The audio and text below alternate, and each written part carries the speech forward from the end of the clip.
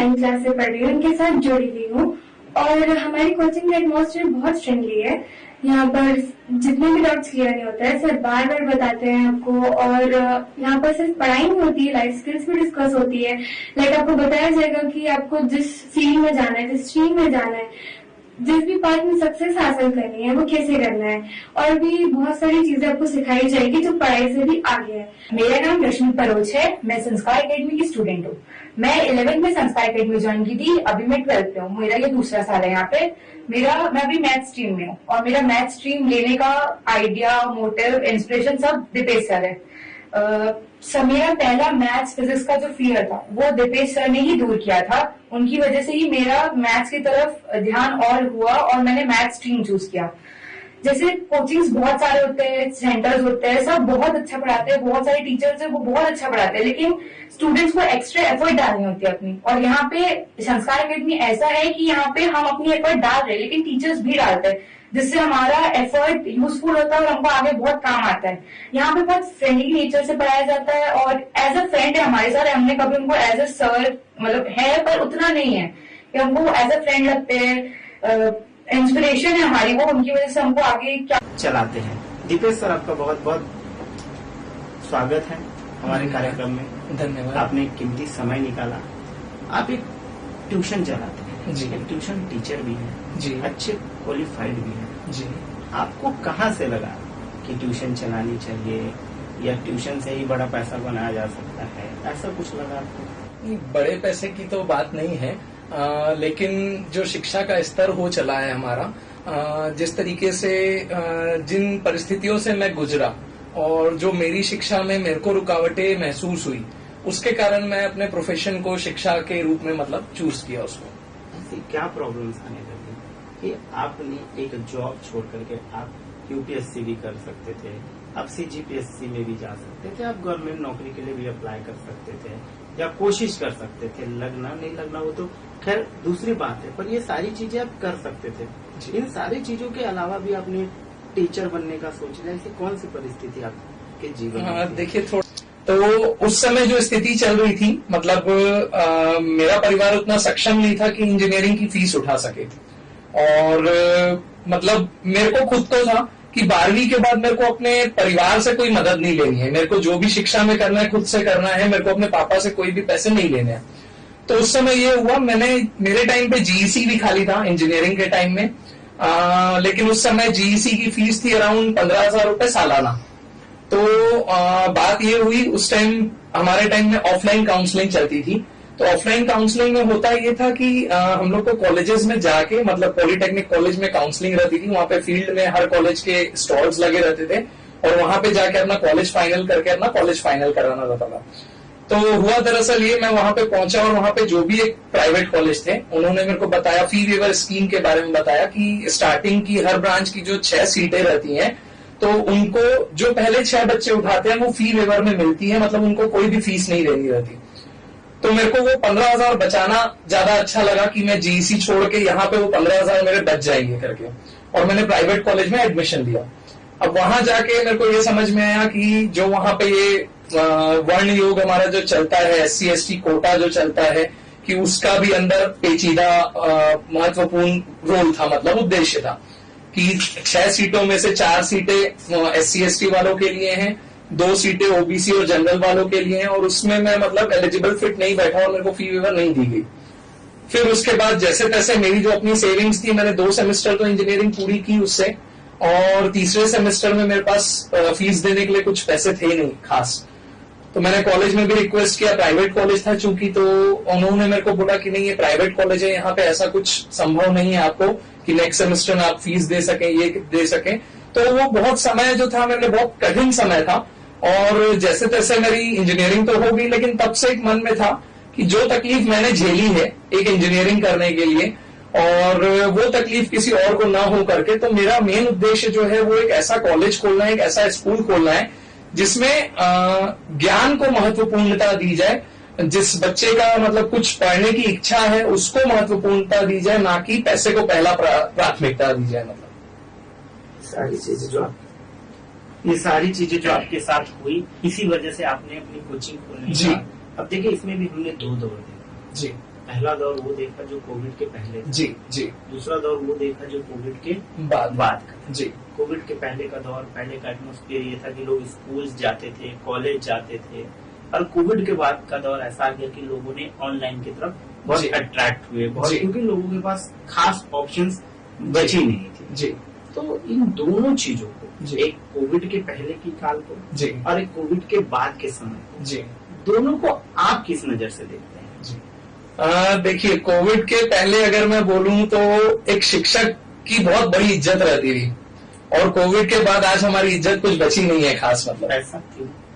मतलब देखा जाए तो हमको हमारी तुलना एक व्यापारी जैसे ही की जा रही है।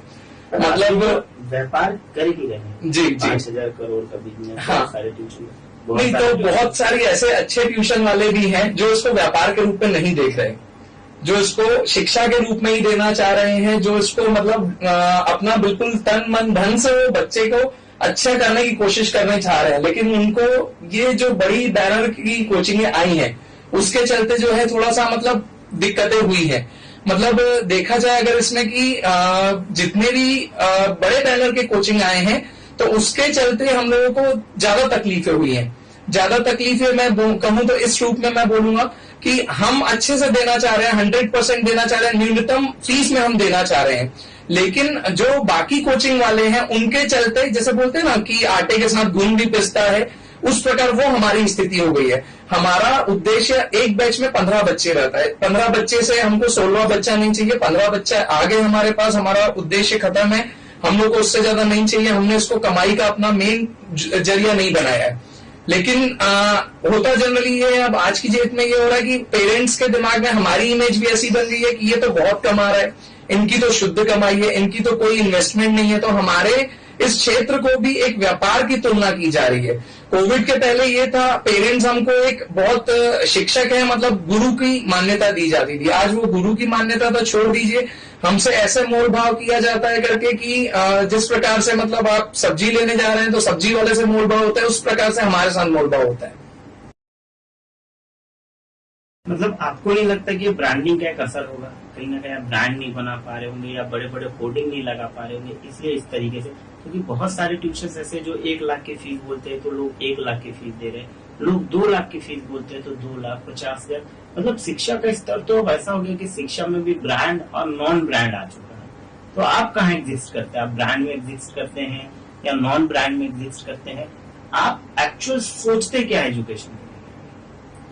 हम क्वालिटी देने पे बिलीव करते हैं। हम भले 15 बच्चों को पढ़ाएंगे लेकिन वो 15 के 15 का रिजल्ट लाने पे हम यकीन करते हैं। ब्रांडिंग करने में हमको कोई बुराई नहीं है। अगर आज मैं चाहूं तो बड़े बड़े चौक पे अपने बैनर पोस्टर लगवा लूं, लेकिन उसका खर्चा निकालना कहाँ से पड़ेगा? मेरे को निकालना तो बच्चे के जेब से ही पड़ेगा।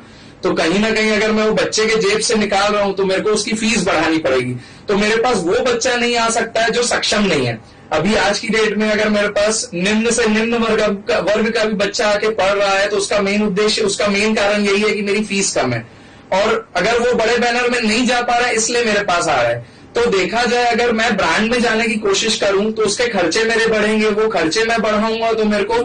मैं एकदम क्लियर एक बात पूछना चाहता हूँ, और इस बात को पूरा देश जानना चाहता है। क्या ब्रांड में किताबें बदल जाती है या लिखावट बदल जाती है? क्या बदल जाती है? क्योंकि पूरा देश ये सोचता है कि जिसकी जितने ज्यादा फीस होगी, उसकी टीचर की नॉलेज ज्यादा होगी, वो अच्छे टीचर्स होंगे, अच्छा एटमोस्फियर होगा। लोगों की एक थिंक बन चुकी है, 1 लाख रुपए दिया मतलब हम सेटिस्फाइड है, हमारा बच्चा पास हो जाएगा। और हमने किसी ट्यूशन में 10,000 फीस दिया मतलब वो जानते हैं कि ये टीचर उतना अच्छा नहीं है, उतनी अच्छी चीजें नहीं है। तो क्या लोगों की सोच जो है वो ऐसी बन गई है कि 1 लाख देंगे? तो मैं जानना चाहता हूँ, पूरा देश ये बात को जानना चाहता है। 2 हाथ 2 पैर 125 ग्राम का दिमाग है।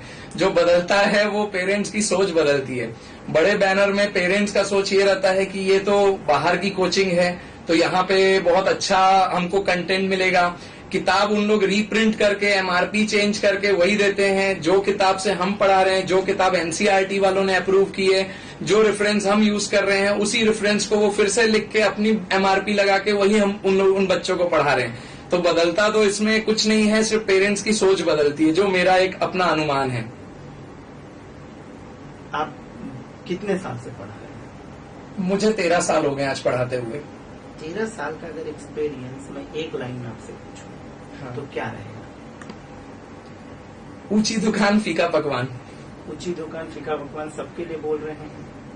नहीं, बहुत अच्छे कोचिंग वाले भी हैं हमारे साथ, ऐसा नहीं है, सबके लिए लागू नहीं होता है, लेकिन अभी जो भेड़ चाल आ गई है उसके लिए मैं बोलूंगा करके कि जो मेजोरिटी हो गई है वो ऊंची दुकान फीका पकवान हो गई है, जिसके चलते जो छोटे कोचिंग वाले हैं उन लोगों के ऊपर बहुत प्रभाव पड़ रहा है, जिनको प्लेटफॉर्म मिलनी चाहिए आगे बढ़ने के लिए, उनको बहुत रुकावटें आ रही हैं। मतलब आप लोग सेमिनार क्यों नहीं करते थे? सेमिनार आप लोग ये मतलब चीजें जागरूक अभियान क्यों नहीं चलाते? आप लोगों तक क्यों नहीं ये बताना चाहते हैं कि बहुत सारे लोग ऐसे भी हैं जो अच्छा पढ़ा रहे हैं, अच्छी एजुकेशन दे रहे हैं, फिर भी आपको 1 लाख की फीस देने की जरूरत नहीं है?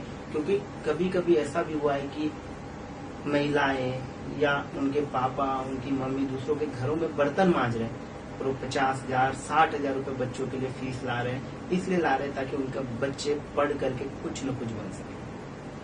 और ट्यूशन वाले भी 2 बच्चे पास करा के 3 बच्चे पास कराकर बड़े बड़े होर्डिंग पे लिखते हैं all India ranking first, all India ranking second.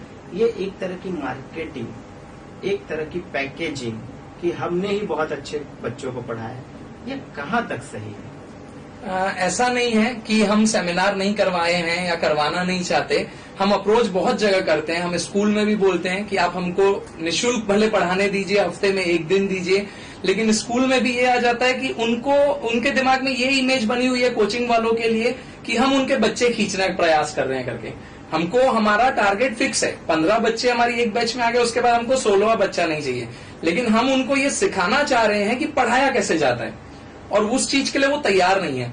हम जो बड़े बड़े फ्लैट वाले रहते हैं, जो कॉलोनीज हैं, उनको अप्रोच करते हैं कि आप संडे को एक सेमिनार हमारा रखवाइए, 1 दिन हमको दीजिए, जिसमें हम आपके बच्चे को सिखा सके कि पेपर कैसे लिखना है, कि आपके बच्चे को एग्जाम में क्वेश्चंस कैसे अटेम्प्ट करने हैं। तो वहां पे भी पॉलिटिक्स इतना आ जाता है करके कि नहीं, इनका तो अपना स्वार्थ है, अपने बच्चे खींचने के लिए ये सब करना चाह रहे हैं। तो ये जो मानसिकता बनी हुई है पेरेंट्स की, इसको हम नहीं बदल सकते, और ज्यादा उनको फोर्स इसलिए हम नहीं कर सकते कि हम लोग एक प्राइवेट कोचिंग वाले हैं, और देखा जाए तो कहीं ना कहीं मेरे को ये लगता है कि उनको सामने से अप्रोच करना चाहिए। मेरी पूरी टीम है जो बैठी है इस काम के लिए, मतलब मेरे साथ कोटा के भी टीचर्स हैं, दिल्ली के भी टीचर्स हैं, जो ये काम करने के लिए बिल्कुल तत्पर हैं और निःशुल्क करने के लिए तत्पर हैं, लेकिन हमको वो प्लेटफॉर्म नहीं मिल पा रहा है। हमने स्कूलों को भी बहुत अप्रोच किया, स्कूल वालों की तरफ से भी ये आया कि नहीं, हम लोग तो अलाउ नहीं करते आउटसाइडर्स को, हमारे पास सबसे बेस्ट फैकल्टीज हैं, हमारा रिजल्ट सबसे बेस्ट रहता है, जिसके चलते हम लोग फिर आगे इसमें बढ़ नहीं पा रहे, मतलब जूझ रहे हैं।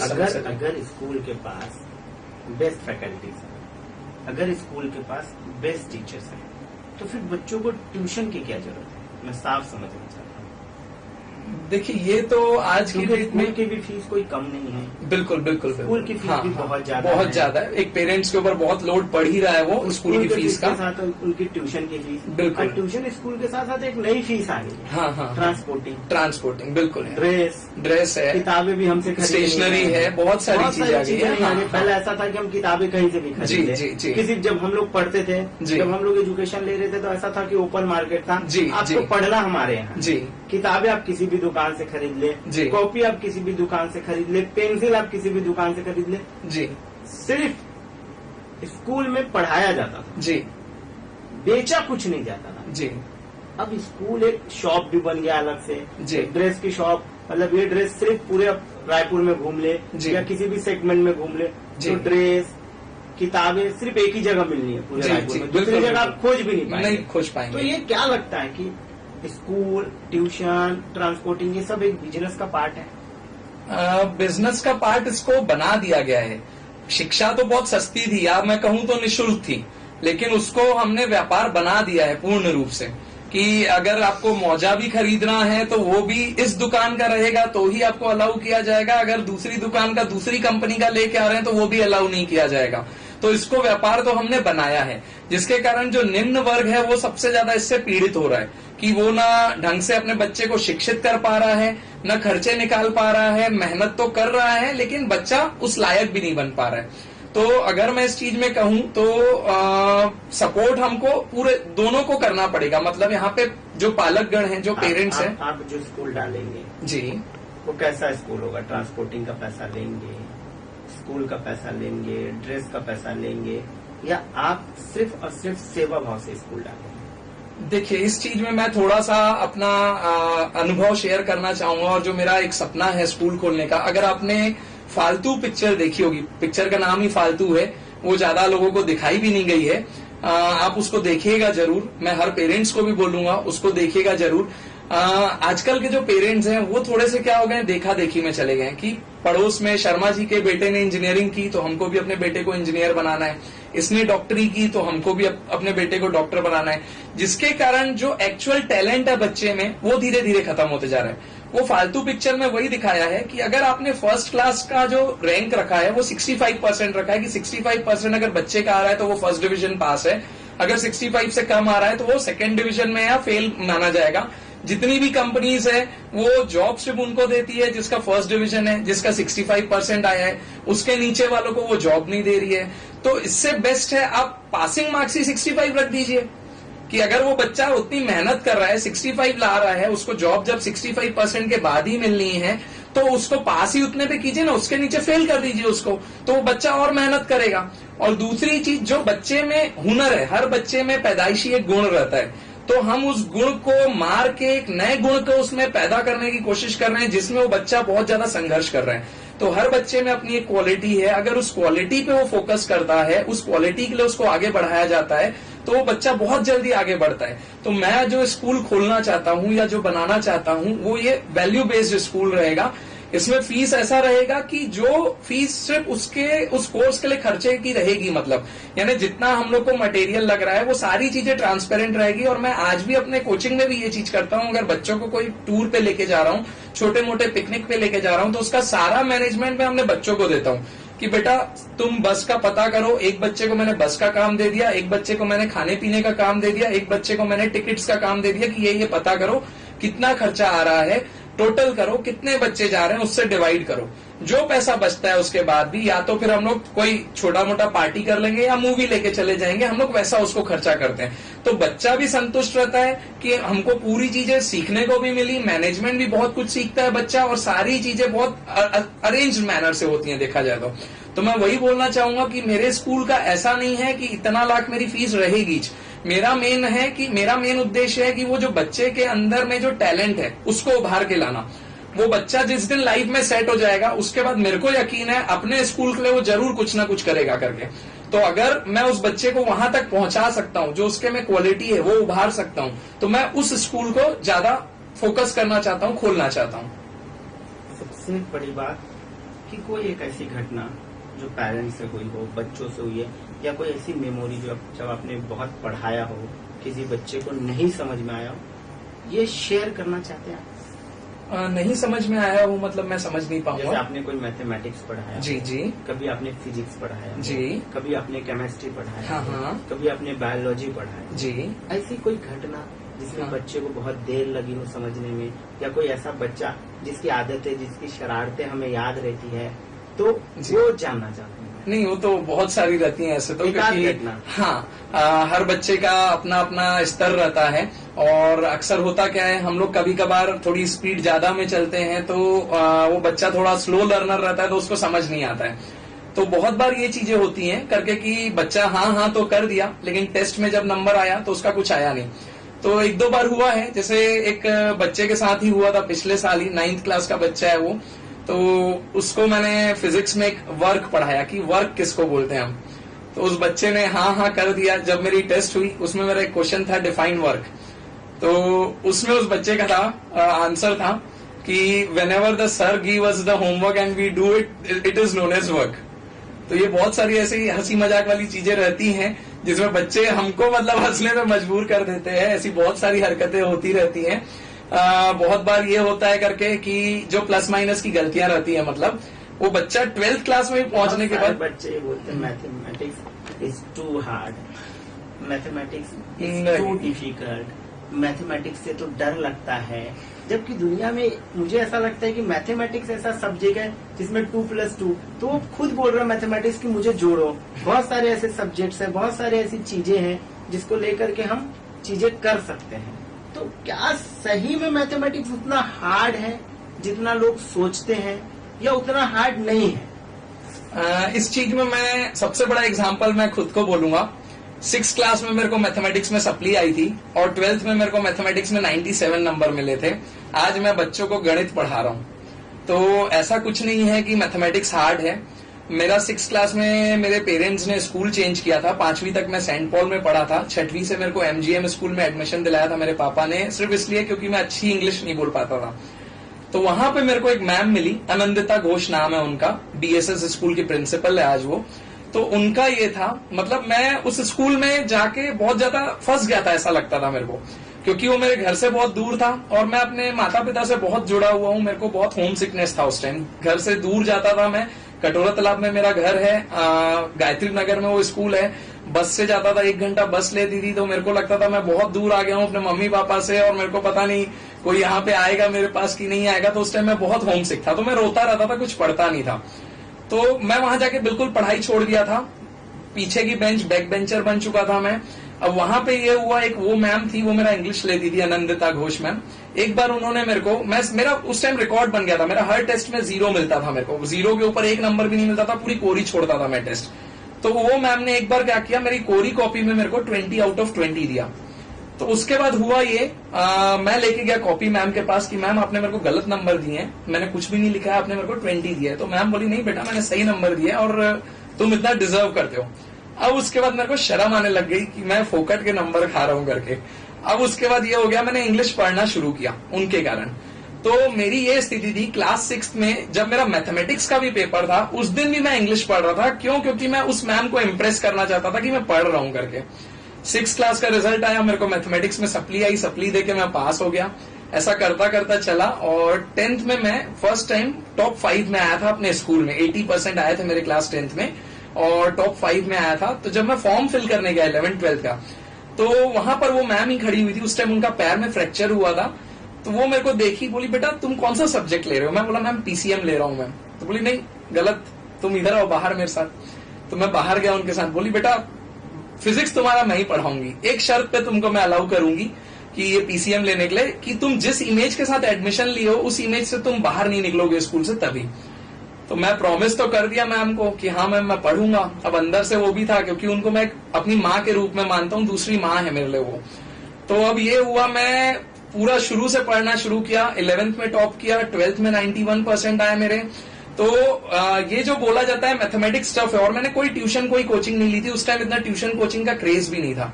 तो मेरा बहुत अच्छे से सिर्फ कंसेप्ट बने।